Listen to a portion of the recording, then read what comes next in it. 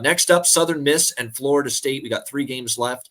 Florida State 31-point home favorites, 53 being the total in this one. I mean, the only thing you question here is the spot, right? For Florida State, they're off that huge, huge win against LSU, just absolutely dominant. I can't say enough about Florida State, how good they look. Like and LSU ain't chopped liver. LSU's a very good football team, and Florida State made them look like a peewee football team in the second half. I mean, it was amazing. The all lines just driving LSU off the line of scrimmage.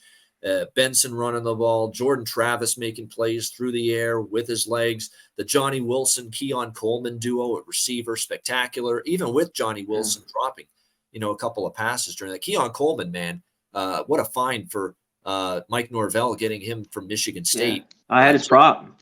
Yeah. He came through huge, He did a hat trick of touchdowns in that game.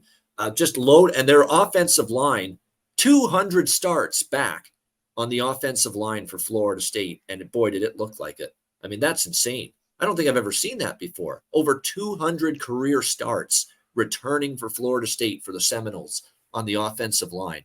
That is impressive. That's experience right there. And boy, they pushed LSU around the more that game went last week on Sunday night. They are extremely dangerous. They are extremely good. They're not a team I'm rushing to bet against, but you cannot love the spot.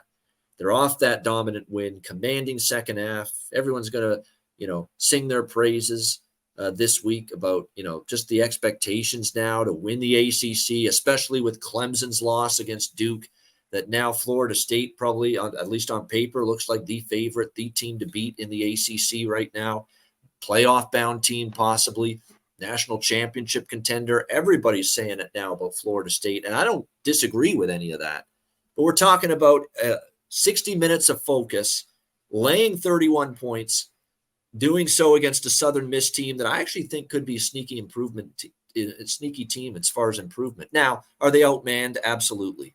Of course. They're outmanned at pretty much every position here. And I still worry about the quarterback spot for them. Zach Wilkie's questionable. So as far as the quarterback scenario for Southern Miss, Billy Wiles, he was good last week. They beat Alcorn State 40-14, 267 passing yards, 3 touchdowns, 1 interception.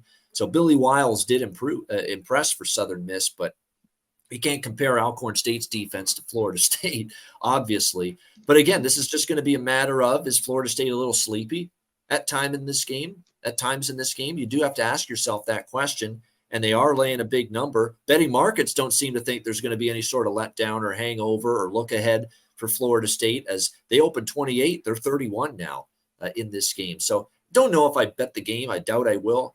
But just beware. This is a situational spot that is at the very least a little dubious for Florida State, even though they looked just absolutely awesome. Lights out on both sides of the football against LSU. What do you think here, Connor?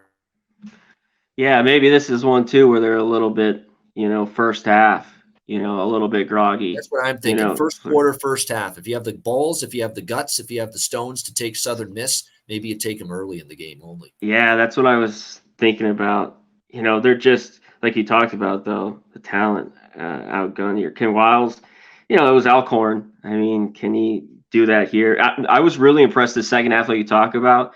Both the lines, just how, blowing LSU, like you talked about. The defense was very good, especially the second half, as they bring back basically everyone almost on that defense for Florida State. So, yeah, maybe early here. I still think Florida State pulls away, and I was impressed. I just think he's gotten better basically every year, has Jordan Travis. And I talked about it on the live stream we were on, Savannah. Keon Coleman, real deal. That's why I took his prop. Like, he was the lone playmaker for Michigan State, like the guy last year in a team with horrible quarterback, just a horrible team. So with him and Wilson, even though he had a couple drops you talked about, 2 big guys that, man, it's going to be tough for secondaries to stop them. Worth noting, Southern Miss has a pretty decent defense. Last year we saw it on full display. Southern Miss, not bad at all on the defensive side of the football. But again, you got to now try to stop what's a Florida State offense that, just could do some significant damage. And as much as I like that defense, let's be real, the O-line for Florida State, not only is it littered with experience in the 200 starts, but they're big. They're massive human beings.